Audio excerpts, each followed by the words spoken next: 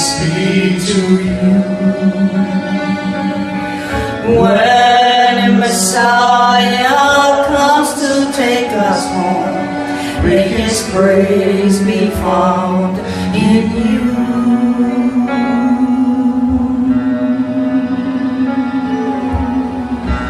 Pray for peace, Jerusalem, city of our God. Their salvation was poured out to you, and your atoning of the Lord.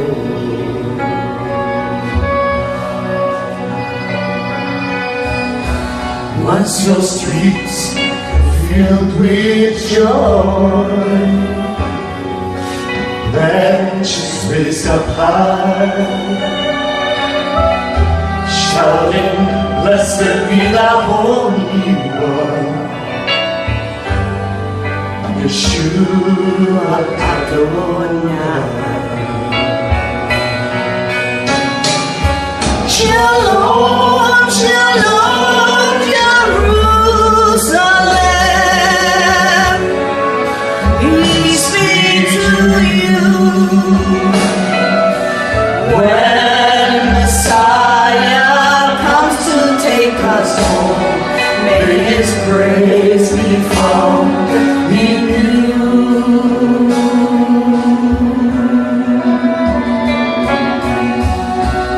Israel, beloved, Ephraim, my son, how my heart will to hear you say, Messiah has come. Oh, my brothers, hear His words. Pray, it's your soul.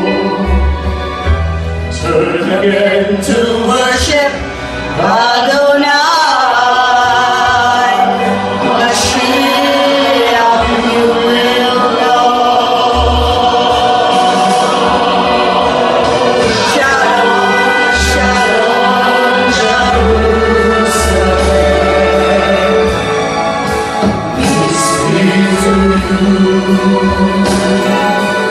When Messiah comes to take us home, may His praise be found in you.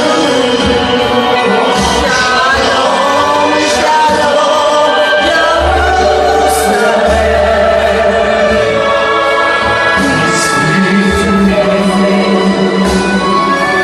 When Messiah comes to take us home, may His praise be found in you.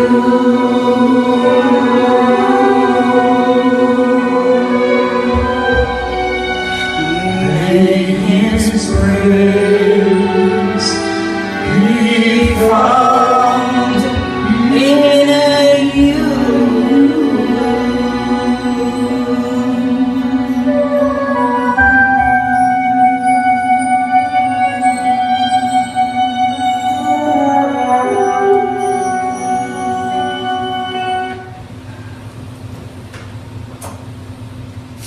Abba Kadosh, I thank you today, Abba, that you have given us the privilege, Abba Kadosh, to come into our brothers and sisters' home, maybe their cars or their cell phones. Abba Kadosh, I pray for every brother and sister, for every person that is hearing this message tonight, Abba Kadosh. I ask of you, Abba, that you give them ears so they can hear, Abba Kadosh, what the Ruach, what the Spirit is saying, Abba Kadosh, to His people, Abba Kadosh. Give them spiritual eyes, Abba Kadosh, so they can see your kingdom. And give them an understanding heart, Abba Kadosh, of these last days, Abba Kadosh, of the restoration that is coming upon, that is upon His children. Abba Kadosh, I thank you for your ears is not too far away, that is not hearing our prayers, and your hands is not too short that it cannot save. I thank you, Abba Kadosh. And this I pray in the mighty name of Yeshua, the Messiah. Shalom Aleichem. Peace to you. My name is Prophet Maria Simpson. And welcome to the teachings of First Yahudin Messianic Temple of Lake Placid. And today, our study is on Hebraic roots of Christianity. When we study Hebraic roots or Hebrew roots of Christianity, everything must be centered or focused on the Messiah. Messiah Yeshua. For he says that the Torah or the Bible or the prophets and the Psalms and everything in the Bible, Old Testament, New Testament, everything is written of him. Today I want to take a journey with you. I want to take a journey with you, and the message is titled, The Prodigal Son Returns to his house, or to his father's house. There's been many messages on the prodigal son. But what Yeshua is saying about the prodigal son is a parable. A parable is an idiom. What is an idiom? Each culture has their own sayings, their own idioms, their own allegory, so to speaking. An allegory, what it is, these are teachings, and they are explanation of what it is. For example, in Spanish, if you were to say a saying and you were to translate it in English, it doesn't make sense. Or if you say a saying in English and you say it in Spanish, it doesn't make sense. For example, in Spanish, we say, no escupa para arriba, which means do not spit up. Now, in English, you hear this, and it just doesn't seem right. It doesn't sound correctly. Because, see, in order to understand an idiom or a parable, we need to understand the culture. Why was he saying this? This is very, very important. We need to have the mind of Yeshua. Our mind needs to be transformed. We need to understand why we need to be born again, why salvation, and why his feast, and why the commandments, and why do we need to do his day of rest, and there's a lot of questions that we have. But see, in order to understand this, it's not only that we have to study and you need to have somebody to teach you, but you need to have the mind of Yeshua, so you can understand what he's trying to reveal to us. See, these parables is not for everybody. These parables are for those that are hungry and thirsty and they are desperate to know the truth. This is what parables is. He spoke to the multitudes in parables. He spoke in sayings, in idioms, allegory. But to his disciples were the only ones that he revealed the secrets of the kingdom of heaven. Because the disciple says, why do you speak to them? Them who? Why do you speak to them in parables or sayings or idioms, and you speak to us and you explain and you give us the secrets of the kingdom of heaven? And Yeshua said, because to you it has been given the secrets, the mysteries of the kingdom of heaven. This is where he says, seek ye first the kingdom of heaven and his righteousness, and everything else shall be added unto you. The word seek means study, search the kingdom. See, the kingdom of Elohim, you cannot see it because he's spirit. Where is the kingdom of heaven? The kingdom of heaven is in your heart. But if your heart is hard, he cannot enter and reveal himself to you. This is what's happening today. So today I ask of him, please, leave everything, leave all your troubles behind, and please bring your Bible and a piece of paper and a pencil or a pen. Because this is important. This is very important. It is important to him. It should be important to all his children. It is important because we need to understand in these last days who is Ephraim, who is Judah, who are the Pharisees, who are Christians, where, how did this start? So there's a lot of who and what and when. But today I am going to take you on a journey on the prodigal son returns to his father's house. See, the Most High reveals secrets. He knows everything that is in darkness because he creates light and he creates darkness. He creates good and he creates evil. He creates blessing and he creates curses. It's biblically speaking, because he's in control of everything. So if he is, which he is, the source of everything that we see and we don't see, doesn't it make sense that to go and go to the source, which means the Ruach HaKodesh, the Holy Spirit? For this purpose, Yeshua said, I am not going to leave you orphans. I am going to give you another comforter. And he, the Ruach HaKodesh, the Holy Spirit, will guide you, will lead you into all the truth.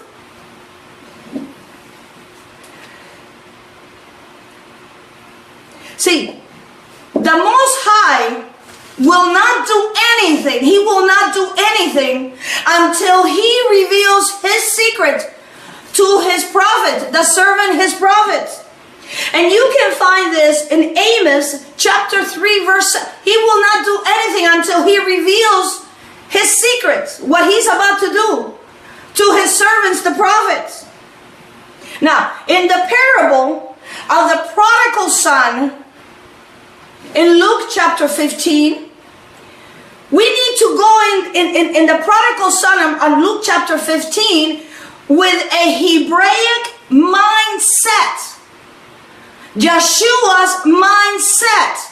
You cannot go into the prodigal son and read it according to what you believe, because whatever culture you or I were raised in. Because what we're reading is called, when we read it our way, we're reading it a Roman Greek way. That's not what he wants. He wants us to go into a Hebraic mindset, a Hebraic culture. Why? Because Yeshua was Hebrew. He was from the tribe of Judah. So there's a lot to learn. So please today, and you're going to find a lot of things that maybe you know or maybe you don't know. But please ask him to give you a spirit of revelation knowledge on what I'm about to teach you. And see, if it's not in the Bible, then it's not true. See, the prodigal son, from many messages and many preachings, has been said that it's something to do if your son or your daughter leaves your house and they go into gangs, or they just, they go crazy. Somewhere along the way, they're going to come back. Well, that is fine and dandy, but that's not what he's trying to tell us. There is a mystery, there is a secret that we need to understand what he's trying to tell us. Now, the prodigal son, see, the father had two sons. Two sons. One was older and one was younger. The parable of the prodigal son is a story of the prodigal son, and means his name is Ephraim. He has a name. His name is Ephraim. The prodigal son that left, his name is Ephraim, and we'll find out who Ephraim is. This is very important. See, the names in the Bible are not just there because they're boring. The names of the Bible are very important because really this is where our family tree comes from. Literally. But see, the original Bible was not written in English, in Spanish. It was not written in Chinese. It was not written in any language, but it was written in Aramaic Hebrew. Aramaic Hebrew. So to start that, Ephraim, the prodigal son, wasted everything he had. And what happened with him? He started being with pigs. Because what happened is that he departed from the word. And I'm going to take you in each of the verses of the Bible. And there comes a point in time that the prodigal son realizes the error that of his ways from departing from the word. And I will take you biblically. When there is famine in the land, remember when the prodigal son, there was famine in the land? That famine that the prodigal son had wasn't a natural hunger. It was a spiritual hunger, a word hunger. So when the younger son returns, the older son in that parable is Judah. Today, you can call them Jews. He was very upset with the way the father welcomes Ephraim, the prodigal son, back into the family. Why did Messiah teach in the parables of Matthew chapter 13, verse 35? In Matthew chapter 13, verse 35, it is written, this is why he spoke in parables, that it might be fulfilled which was spoken by the prophet, saying, I will open my mouth in parables. I will utter things which have been kept secret from the foundation of the world. And this also you can find in Psalm 72, verse 1 to 3. Therefore, the parable of the prodigal son is a parable that our fathers have told us. And when I mean our fathers, I'm talking about Abraham, Isaac, Jacob. In an ancient teaching of the rabbis that Ephraim and Judah will be reunited, and Ephraim was the prodigal son because he departed from the Torah, and Torah does not mean laws. Torah means the teachings, divine teachings. So let's start in the journey of the prodigal son. Let's go to the book of Luke, chapter 15, verse number 11. And it says this. On Luke chapter 15, verse number 11. And he said, this is Yeshua. A certain man had 2 sons. Verse 12. And the younger of them said to his father, Father, give me the portion of goods that falleth to me. And he divided to them his living. Now, there's a lot of information just on these 2 verses. A certain man had 2 sons. The first son is called Ephraim. Ephraim today is who we call Christianity. Judah or Yahuda are today who we call Jews. Judah, the oldest son, and Ephraim, the youngest son, were together. Now, spiritual blindness, when you are spiritually blind, you cannot see what is before you. Look what it says on 2 Corinthians chapter 4, verse number 3. 2 Corinthians chapter 4, verse 3. Now, what's happening to his children? Ephraim. The God of this world has blinded the minds of those so they don't believe. Look at what it says in 2 Corinthians chapter 4, verse 3 and 4. In whom the God of this world has blinded the minds of them which believe not this truth. This truth. Which believe what I'm teaching, which believe what he is revealing in these last days. lest the light of the glorious gospel of Messiah, who is the image of Elohim, should shine unto them. I'm sorry, that was 4. Let me read number 3. But if our gospel, or if this truth be hid, it is hid to them that are lost. Now, lost from what? You're lost. The word lost, because Yeshua came only for the lost sheep of the house of Israel, and whoever accepted him in their life, they have to be grafted in the olive tree. Lost means they lost their identity. They lost who they were. They lost their Hebrew language. They lost and they went to all parts of the world. And I'll take you biblically.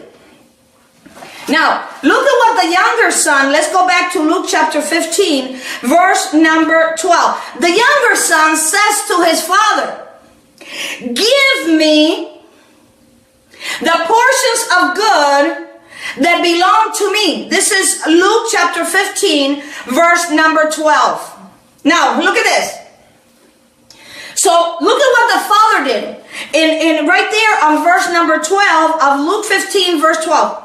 And look at what he says on the bottom of verse 12. And he, who is he? Yahweh, divided unto them his living. His living. So what did he divide? See, to understand this, we need to understand what happened in the kingdom of Solomon. And from the kingdom of Solomon, there was division. The 12 tribes were together. They were together. They were not called 2 different nations. They were not called 2 different houses. They were called one nation. One nation.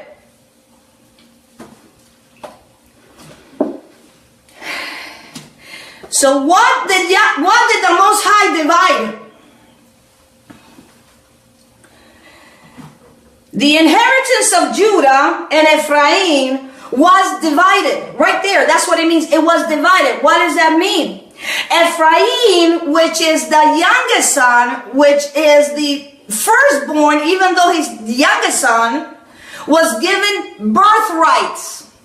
Birthright. Most Christians don't know nothing about what I'm speaking about. They don't understand this. This is why in these last days, through his Spirit, he's revealing this. Let's go to, and we're gonna continue on the book of Luke, but let's go to First Chronicles. First Chronicles. That's in the Old Testament. It's after it's the Kings, First and Second Kings. Let's go to First Chronicles, chapter 5, verse 1 and 2. Now, Reuben was the firstborn of Leah. Now the sons of Reuben, the firstborn of Israel, for he was the firstborn, but for as much as he defiled his father's bed, which means he slept with his father's concubine. His birthright, look at this, his birthright was given unto the sons of Joseph, the son of Israel, and the genealogy is not to be reckoned after the birthright. In other words, now let me go in verse number 2. For Judah prevailed above his brethren, and on him came the chief ruler, but the birthright was to who? It was to Joseph. So see, this teaching most Christians don't understand. They don't know because it hasn't been taught. Ephraim is who we call today Christianity. You have a birthright.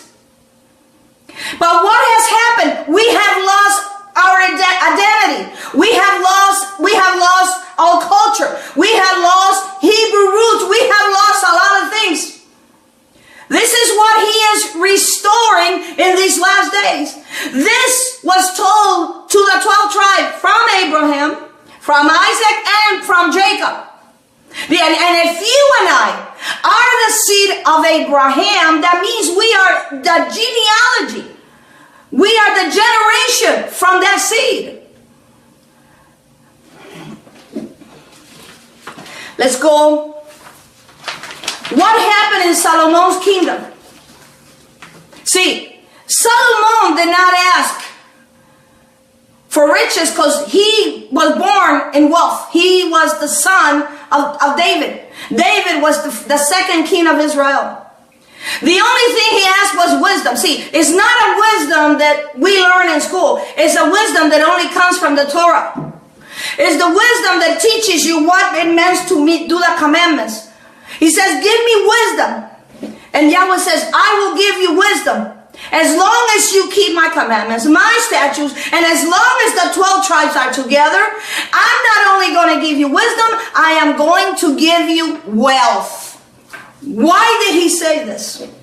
Because in order for the 12 tribes to receive this wealth and the scepter, which means the kingship, which comes from Judah, Joshua, the 12 tribes need to be together. They need to be together, which right now they are separated. 10 have gone into the world, and 2 right now are in Jerusalem.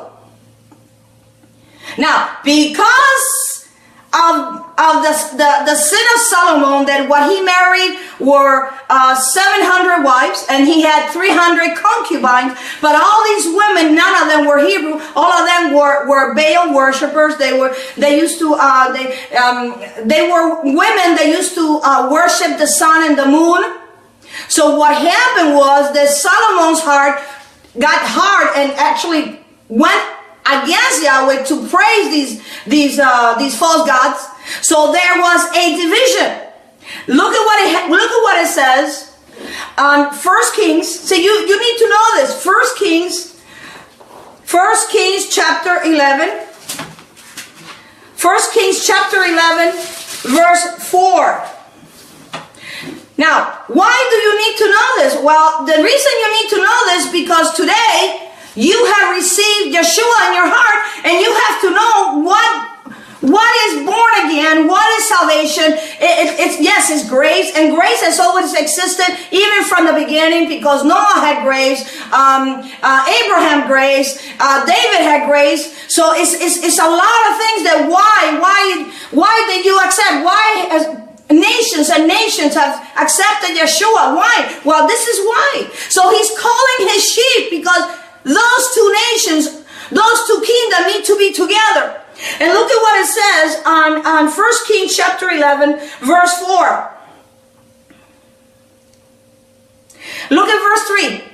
And this is Solomon, and he has 700 wives, princesses, 300 concubines, and his wives turned away his heart. Verse 4. For it came to pass when Solomon was old, that his wives turned away his heart after other gods, and his heart was not perfect with Yahweh his Elohim, and was the heart of David his father. Look at verse 5. Look at verse 5. For Solomon went after Ashtoreth. Today is called Easter. Ashtoreth is Easter. The name really comes and is given the name Easter. Why Easter? Because Easter, if you take the word Easter, the first word you're going to see, it means east, the sun. East, the sun. So Ashtoreth is today what we call Easter. Okay? Solomon went after Ashtoreth, the goddess of the Sidonians, and after Milcom, the abomination of the Ammonites. And Solomon did evil in the sight of Yahweh, and went not fully after Yahweh, as did David his father. Then did Solomon build an high place for Chemosh. Chemosh was a false god, that there will be fire inside of him, and then what they would do is they would throw and they would sacrifice babies and children in there. Okay, and look what it says. And likewise did he all his strange wives. This is verse number 7. Then did Solomon build a high place to Chemosh, the abomination of Moab, in the hills that were before Jerusalem, and for Molech, the abomination of the children of Ammon. And likewise did he and all his strange wives, which burn incense and sacrifice unto their gods. And Yahweh was angry with Solomon because his heart was turned from Yahweh Elohim of Israel, which had appeared unto him twice, and had commanded him concerning these things, that he should not go after other gods, but he kept not that which Yahweh commanded, just like Adam and Eve. And look at what he says. And on verse number 11, wherefore Yahweh said unto Solomon, for as much as this is done unto thee, thou hast not kept my covenant and my statutes, which I command thee, I will surely rend. The word rend means divide. I will take it away from you, the kingdom from thee, and I will give it to thy servant. But look at what he says. On verse 12, notwithstanding in thy days, I will not do it for David's sake, because he did my commandments, but I will rend it or take it away from you. Look at this, and give it to your son. Now, what happened here? The son received one tribe. And after, which was Jews. After, when the 10 tribes there was division, Levi came and journeyed and started being with Judah. Now, so now there's going to be 2 kings, one for the 10 tribes and one for or 2 for the son of Solomon. Now, for the 10 tribe, his name was called Jeroboam. He was from the tribe also of Ephraim, which comes from the line of Joseph. And this, look right there on 1 Kings, right there, chapter 11, verse 28, it says, and the man Jeroboam was a mighty man of valor, and Solomon, seeing the young man that was industrious, he made him ruler over the charge of all the house of Joseph, because he was from the tribe of Ephraim. But now, there came a prophet to Jeroboam and said unto him, look at verse number 30. His name is Ahijah, right there on verse 30. And Ahijah, which is a prophet, caught a new garment, which I'm talking about the tzitzit, right here, the tzitzit, that was on him, and rent it in 12 pieces. He rented in 12 pieces, that talit. 31. And he said to Jeroboam, take thee 10 pieces, for thus says Yahweh, the Elohim of Israel, behold, I will divide the kingdom out of the hand of Solomon. I'll take it away, and I will give unto thee 10 tribes. Right there, it says it, 10 tribes. 10 tribes. Now, why did he do this? Because Solomon forsake his commandment, just like Adam. But now you got the 12 tribes, that now there's division. The 10 tribes went to the north, okay, and then the 2 tribes, Judah, went to the south. Now,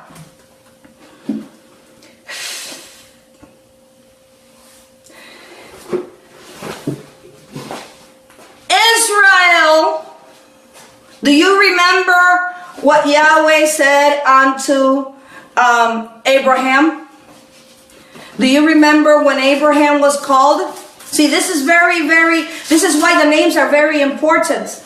It says on Genesis chapter 12, verse 1, this is when Abraham was called. And Yahweh has said unto Abram, get thee out of thy country, out of thy kindred, and from your father's house unto the land that I will show thee. And I will make thee a great nation. Not nations, nation. One nation, and call Israel. And I will bless thee, and I will make thy name great, and thou shalt be a blessing. I will bless those that bless you, and I will curse those that curses thee.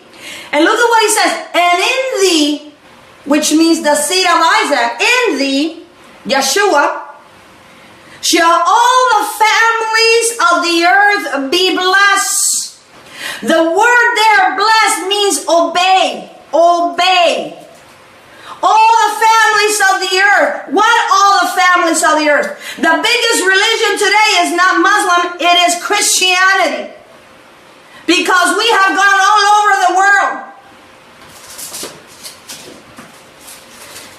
Israel was promised a great wealth. It says, I will bless those that bless you. I will curse those that... In you, all the families of the earth will be blessed through your one seed. That seed is called Isaac, and then Yeshua. Okay? Israel was promised great wealth as a nation by the birthright promise. And they were also promised great royalty, which comes from Yeshua being the king, and kingship through the promise of the scepter. The scepter is what a king holds in his hand, and he is the king. This is why Yeshua, when he came the first time, he came for the lost sheep of the house of Israel, and he came as a servant. As a servant. He came as the Son of Man. But the second time, when he returns, he is not coming as the Son of Man. He's coming as the Son of Yahweh. And he's coming as the King of Kings and Master of all. So we need to, and he's coming for his people. He's coming for the 12th tribe to be together again. This is important because it says when the fullness of the Gentiles, he did not call Gentiles, he called the nations. Goyim. We lost a lot of that. We have been also denied a lot of information. During the reign of King Solomon, before the kingdom of Israel was divided, remember that the prodigal son, the father says, I will divide. That's what he says. Before it was divided, King Solomon controlled both the birthright, the promise of prosperity, and the scepter, the kingship promises. Solomon was an earthly type of Messianic reign. In it foreshadowed what Israel will be like when the true Messiah reigns during the millennium. Because of this, Israel experienced during Solomon's time great wealth because they were together. And prosperity during Solomon's reign, just as Yahweh had promised Jacob that his sons will be under the birthright promises. And please, you can find this in 1 Kings chapter 10, verse 23 to 25, and then 27. Now, Jeroboam. So you understand me a little bit more. Jeroboam, being the youngest son, so you understand the prodigal son, okay? Jeroboam was from the tribe of Ephraim. He was the servant of Solomon and is giving 10 tribes, which you already read, to rule over them. Now, look at this. Now there's no one nation. There's no more Israel. Now there's two nations. There's two nations. One was the kingdom of the south, and one was the kingdom of the north. Did you know that to this time, both of those kingdoms are constantly fighting each other? Did you know this? You'll see why. Two nations, just like two brothers, were divided in one house called the house of Israel or the house of Yahweh. There's a Psalms that you don't have to go now, 122, that says, let's go to the house of Yahweh. The northern kingdom is the nation, is the younger son, the prodigal son, and the southern kingdom is the nation, kingdom nation is the older son, Jews or Yahudin. When we look at the plan of Yahweh's up to this point in history, right now, it is very clear that mankind since Adam has chosen to go against the eternal laws set down by Yahweh himself at the Garden of Eden, is doing so just as Adam, our forefather, was cast out of Eden away from Yahweh's presence. So mankind has been given 6,000 years to go to his own way. He has been allowed to build his own society, make his own laws, and even his own governments. every school system, government agency, and sad to say, even churches are the inventions of men. Adam and Eve had a choice to make. Follow and obey all our Creator's laws, civil and natural, or choose his own way and follow the system of Satan the devil. And I'll tell you what that is. They chose the way of Satan, and the world and all mankind has been paying the price ever since. Why is that? Satan is the prince of this world, and all earthly governments are in his control. Do you remember when Yeshua went into the desert and he was being tempted by the enemy? You remember that? Of course you do. It is said in Luke chapter 15, in Luke chapter 3, when he was tempted, that he says, all these governments, all these kingdoms have been given unto me, and whoever I want, I will give it to. Of course, because Adam gave him the keys. He gave him the keys. What is the kingdom of Satan? The kingdom of Satan is darkness. So you cannot be in the light. You cannot see, because the kingdom of Yahweh is light. And when you are in darkness, that means you have a veil. You cannot see. And what happens in darkness? In darkness, there is misery, and there's adversary, and there's destruction, and there's weakness, but there's a bigger one, there's ignorance. There's ignorance. Ignorance is when you don't have the knowledge of something that you don't know nothing about. Like, for example, I am not a surgeon, so I am very ignorant. I'm that position. What do you think is more expensive? Ignorance or knowledge? Oh, well, you know. What do you think is more expensive? Ignorance or knowledge? So this system is a system of darkness. In the beginning, on Genesis chapter 1 verse 2, where it says, and there was darkness on the earth. Also, when Adam and Eve sinned, what came upon them, that's why they didn't know that they were naked, because what came upon them, what came upon all of them was darkness. Because they were beings of light. They were perfect. They were created so they don't die. But what happens? They choose the direction of not of Yahweh. Now look at this. When you are in covenant relation, oh, and by the way, I'm sorry, I forgot to tell you this. Question. Do you think that Abraham did his commandments? Well, I don't know. I don't think so. Well, if you go to Genesis chapter 26, verse number 4 and 5, see, this is something that you cannot be hurry up. This is something that this is a school. This is a teaching. This is not a preaching. For that, you can go to church and you can get much of that. This is teaching. This is teaching. Look at what it says in Genesis chapter 26, verse number 4 and 5. And I will make thy seed to multiply as the stars of heaven, and I will give unto thy seed all these countries, and thy seed shall be all the nations of the earth, and be blessed. Now look at this on verse number 5. Because that Abraham obeyed the voice and kept my charge, my commandments, and my statutes, and my laws. See, you never knew that, did you? So he did his commandments. So this is the way we were going to be blessed. This way.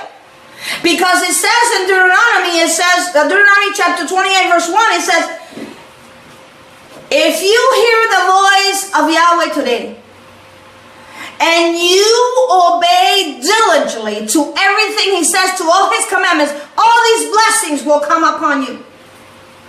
See, this is part of salvation too. It's not that we do Sabbath, because if we don't do Sabbath, we are going to lose our salvation. No, that's not true. Now, Abraham had a choice to do his commandments or not. Adam had a choice to do his commandments or not. But they decided to go to the way of Satan and this world. Instead of following everlasting laws of Yahweh, our Creator. He chose to follow Yahweh, Abraham, and his seed has been promised to be blessed for eternity. Sad to say, so many who call themselves Christians also follow the way of Adam and believe that Yahweh's laws are done away with. Just think for one moment. Just think for 1 second. Think about all the evil that the world has today. More evil than ever there has ever been in this planet. Then think, is all this evil in the world here because mankind is obeying Yahweh's eternal laws? Or is it because they are disobeying? Think about the city where you live today.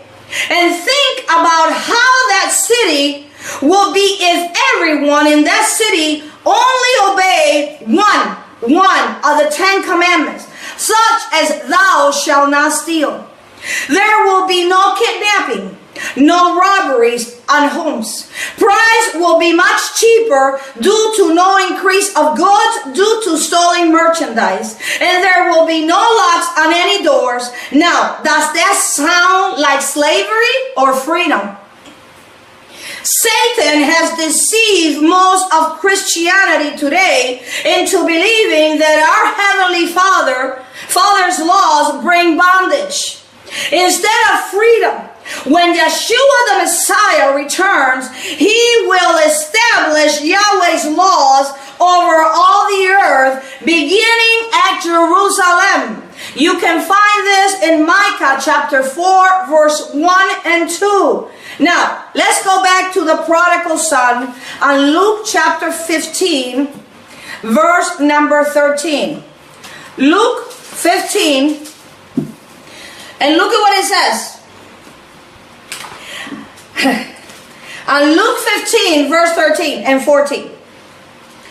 And not many days after, the younger son gathered all together is talking about the 10 tribes, and took his journey into a far country. Each of these tribes were then in Assyria or Syria, they were separated. They were no longer could be together. So by the kingdom of Assyria, which is the northern kingdom of Assyria, they separated each of these tribes. So now they were being scattered. This is how they lost their identity, their language, the culture. They lost the commandments. They lost Hebraic rules. They lost the commandments. And they started learning things from those nations. Things from those nations. For example, originally I was born in Cuba. In Cuba, there is a statue. The Cubans, a lot of Cubans, they worship, and his name is called Lazarus. Now, Lazarus is not a statue, or is not an idol to be worshipped. But since we have gone to different parts of the world, we have learned things of other nations. Because remember that the wheat and the tares, darkness and light, are in this world. They're together. So when there's more unity in his kingdom, there's more light. And it says here in verse number 13, and not many days after, the younger son gathered all together and took his journey into a far country, and there wasted substance and riotous living. Do you know what riotous living means? It means that he was whoring after other gods. That's why it's riotous living. He was sleeping with women. No, he wasn't. This is not he was literally, when you are committing sin, or when you are doing idolatry, you are committing what is called whoring. You are whoring. This is the woman by the well, and this is the woman that was caught in adultery. These are two women, and it is a parable. And look at it was so special, was the birthright of the firstborn Ephraim, today call it Christianity, that it could not be changed because of nepotism. Nepotism, it means, is when you have a cousin and a sister and a brother maybe working in the same place. But the promises of the birthright and the scepter of the king, which is Yeshua from the tribe of Judah, were conditional upon obedience of the inheritance. It's very important. We need to read this. Look at what it says. See, this is you, Christian. Please receive this and ask him to give you revelation knowledge. This is why something is that. This is very profound. See, in Shabbat, what you go is not just to worship. You go in Shabbat to rest, and you go as a disciple, so you can learn about the kingdom. And it's something that the more you hear about it, the more you want. The more you want. For example, heaven has no end. Yahweh has no beginning. Just like numbers. Look at your age. Look at your address. Look at the title, the place on your car. It all has numbers and letters. Numbers do not have ending. And numbers start from only 0 to 9, or you can say from 1 to 10. Any number you can say comes from 1 to 10 or 0 to 9. All the numbers, and has no ending. And by the way, numbers don't have also no beginning, because when you go to 0, you go 0, -0, -1, -2, and so on and so on and so on. So see, this has there's no ending. And we cannot interpret the Bible our way. I used to believe this, and that was very wrong, and I asked him to forgive me. Because if we were to interpret the Bible our way, that is not his ways. And that we are giving glory to ourselves, not to him. And his glory he doesn't give to anybody. See, this is why you are there. You are hearing what I'm saying, whether you believe or you don't believe, or whether you don't like what I'm saying, or maybe you do like what I'm saying, but you're there because he wants you there. He's listening to you. And he says, everything is here. They asked me many times, why don't you listen to the news? I said, the news is here. Everything is here. Everything is here. Everything is here. But see, in order to receive this, you need to be hungry. You need to be thirsty. You need to understand who you are. Why do you call yourself a Christian? Why do you have to be saved? Well, I mean, why? When would you, if you need to be saved, for what purpose? Oh, because I sin. Okay, so what is sin? What is sin? Well, don't steal. Well, yes, that's part of it. Sin, in 1 John chapter 4, verse 3, it really sin, what it is breaking, is lawlessness. Is when you break his laws. There's a penalty when you break his laws. When you are born again, when you come and you're saved, and you know his grace, you know, he takes you to all this truth. He begins to reveal what is a parable. There's 4 levels of the Torah, 4 levels of the scriptures. And the bottom one is soul. That's the mystery that he reveals himself. There's a lot of things that we have not been taught. Please, you know, ask him to give you understanding and revelation knowledge. And look at what it says on 1 Kings chapter number 2, verse 3. 1 Kings chapter 2, verse 3 and 4. And the sons of the prophets and were in Bethel came forth Elijah. I'm sorry, 1 Kings. I was in 2 Kings. 1 Kings chapter number 2. Hallelujah. 1 Kings chapter 2, verse 3 and 4. And it is written,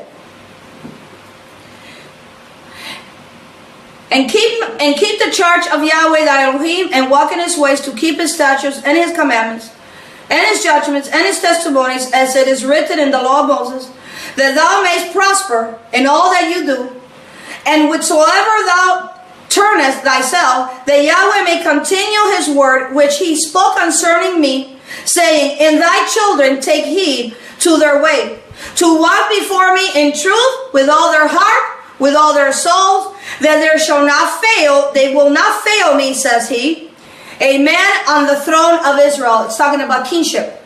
A kingship. Kingship. That is called a covenant keeping. The prodigal son broke that covenant keeping. He didn't want it anymore. He liked worshiping false gods. And this is a long study, but I'm trying to make it as fast as I can. Now, like I said, Reuben was the firstborn. He cheated and he slept with Jacob's concubine. So he lost his birthright because the one that Jacob really loved was Rachel. And Rachel and Leah were sisters. So then the birthright was given to Joseph, and then Joseph gave it to Ephraim, or Jacob gave it to Ephraim. Now, look at what it says on Luke, so I can finish with this. Look in Luke chapter 15, verse 15. And it says here that the prodigal son went and joined himself to a citizen.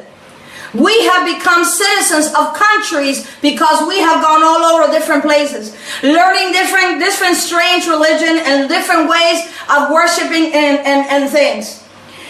And he went to join himself to a citizen in that country, and he sent him into the fields. Fields means the world. Fields with an S. To feed the swine. Did you know that pigs is the number one animal that is sacrificed all over the world for different traditions? The ham and the pig. It is the number one animal that really is done for what is called for holidays.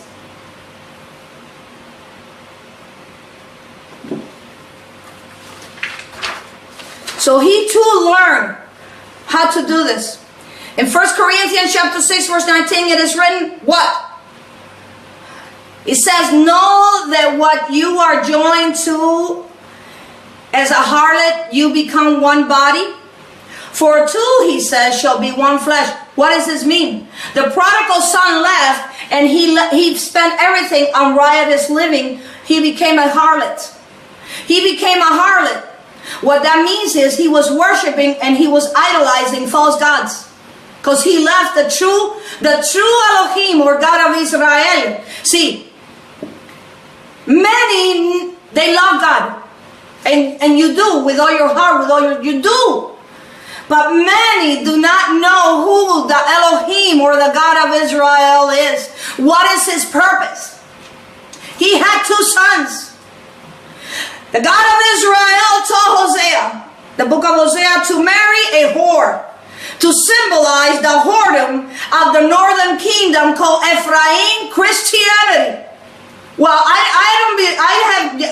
yes we have, because I have. Yes, and I didn't know. Hosea chapter 1 verse 2, it says, in the beginning of the word, Yahweh said to Hosea, go and take to thee. Hosea is a type of Yeshua, because that's what the word Hosea means, Yeshua. Take unto thee a wife of whoredoms. Have we worshipped different gods? Yes, we have. And Yeshua is our husband? Yes. And children of whoredoms, which means our children believe more on Santa Claus than they do the Messiah. So we're teaching lies to our children, which lies have been taught to us. Well, Maria, you're getting emotional. Yes, I am. Because you know what? Somebody has to. For the land has committed great whoredom, departing from Yahweh, the Elohim of Israel. Yeshua says, you don't believe, see, you don't believe in my name, but there's one that's coming and you will believe in his name. His name. There's a difference between the Greek Messiah and the Hebrew or Jewish Messiah. Two different things. When joining himself to be a citizen of that country, the younger son began to feed on swine. They started eating pig. Then we've been told that when you sit down, you're going to sanctify the food when you pray. That's not biblically. You sit down and you give him thanks for that food that we have, but you and I cannot sanctify it because we're not that holy. We really are not that holy. And that's not what he's talking about. This is the Torah's way of saying that the younger son had departed from the word of Torah, from divine instructions, as far as he could go. He went to the farthest place of the world. In the book of Hosea 9:3, it says that Ephraim was told that he was to be fed, he was to eat pig. It says it. So see, we are the whore. And Yeshua is Hosea. Because we have worshipped many false gods. Well, I don't worship any false god. Well, let me tell you this. When we say it doesn't matter what name you use because it depends on what country you live in, let me ask you this. How do you say no in any country? No. How do you say your name in any country? See, my name is Maria. If a Chinese is going to say Maria, he says Malia. He says Malia. So see, it does make a difference because when we're speaking energy, we're speaking spirit, whether it's dead or whether it's alive. And yes, it makes a huge difference because Lord is not a name, it is a title. God is not a name, it is a title. And we have been saying Lord and God, Señor, over and over again because this is what we were told. And this is also because the Bible has been manipulated from centuries to centuries to centuries. Well, then Maria, how? You probably asking, well, how do you know what you're saying is the truth? And how do you know I'm not saying the truth? What evidence do you have? What evidence do you have? Do you seek them? Why do you think he gave us the Ruach HaKodesh? And he will reveal to you what that person is saying, if it's true or not.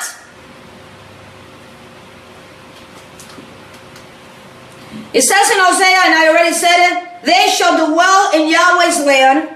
Ephraim shall go back to Egypt. Egypt is a form of the world. We have gone into the world. We have learned the world's way. We have learned nations. We have learned how to eat different. We have learned many things. And they shall eat unclean things in Assyria. This is when the northern kingdom, Assyria, took them in captivity. Luke chapter 15, verse 17. Oh, this is too much, Maria. Of course it is. Now, I need to tell you this. Look at right there on Luke chapter 15, verse number 16. And he would fain have filled his belly with husk that the swine did eat. And no man gave him. Now, what it's saying here that he was eating the husk that the swine would eat is that today Christianity and most Christian churches are getting a watered down gospel. And no man will give him to eat because right now his children are hungry, not for food, but for the word, the true word of Elohim. We need prophets today that says, thus says Yahweh Elohim of Israel. See, prophets are not to be liked because when they bring the word, it hurts every which way. And we don't like it. But guess what?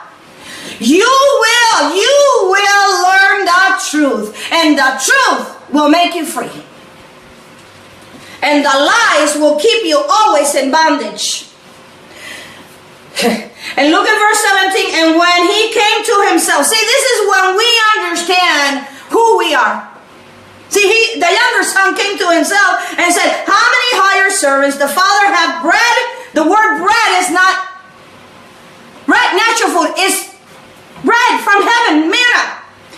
The father had bread, and when he came to himself and said, how many hired servants? My fathers have bread enough and to spare, and I perish with hunger. I have a question for you. Are you hungry? And I really mean hungry. And I'm talking about hungry for his word. See, until you do not come to that point of hunger, this is where he says you need to love me with all your heart, with all your mind, with everything you have. If you don't come to him like this, he's not gonna reveal this to you. Because this is only for those that are hungry, that are thirsty, that are sick and tired of getting a watered down husk gospel. This is for his children to understand what these parables are. And it says in verse 18, I will arise. The reason that, you see what it says, I will arise? It means that the dead bones from Ezekiel's time are arising because they're not more dry bones. They are bones that have life.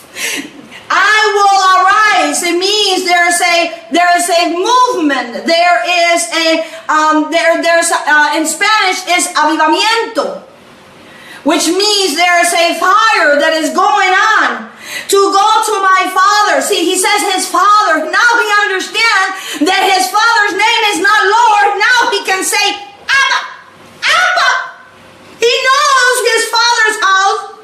And I will say unto him, this is called repentance. Father, I have sinned against heaven and before you. This is real repentance. This is what the 10 tribes are doing in these last days. They're coming and they are repenting. 19, and I am no more worthy to be called your son. Make me as one of your higher servants. It means teach me how to be a servant, because I don't know what that is. A servant is to serve him with all your heart, with all your mind, with all your strength. And then to serve your brother as yourself. Verse 20. And he arose. These are the dry bones that are rising in verse 20. And came to his father. But when he was yet far off. See, we've been far off in the nations. Far off. Because the nations are coming to him. His father saw him. And he had compassion because his mercy endureth forever. Because he knows that what we are is flesh. And ran, look at this, and he ran. Who ran? The one ran towards the sun was the spirit of the living Elohim. And fell on his neck and he kissed him. Verse number 21. And the son said unto him, this is pure repentance. Father, I have sinned against heaven and in thy sight. I am not worthy to be called your son. Verse 22. But the father said to the servants, talking about the prophets, talking of servants that are teaching these truths, bring forth the biggest rolls, talking about the tali. I'm going to show my son who he is. Bring the roll, bring the tali, because this is all my names. And put it on him. Put the ring on his hand. See, he doesn't say put the ring on his finger. He says put it on his hand, because it's called the tehilim. You put it on the hand and you go like this. This is how brothers pray. You put the ring on his hand, not on his finger. And choose in his feet, which means today he's going to be teaching what I'm teaching him, the gospel of peace. 23. And look at what it says, bring here the fattest calf. The fattest calf is Yeshua. And kill it. And let us eat in the Passover, because he is the Lamb of the Passover. And let's be merry, let's have a feast. What feast? It's not just any feast, it's the Passover.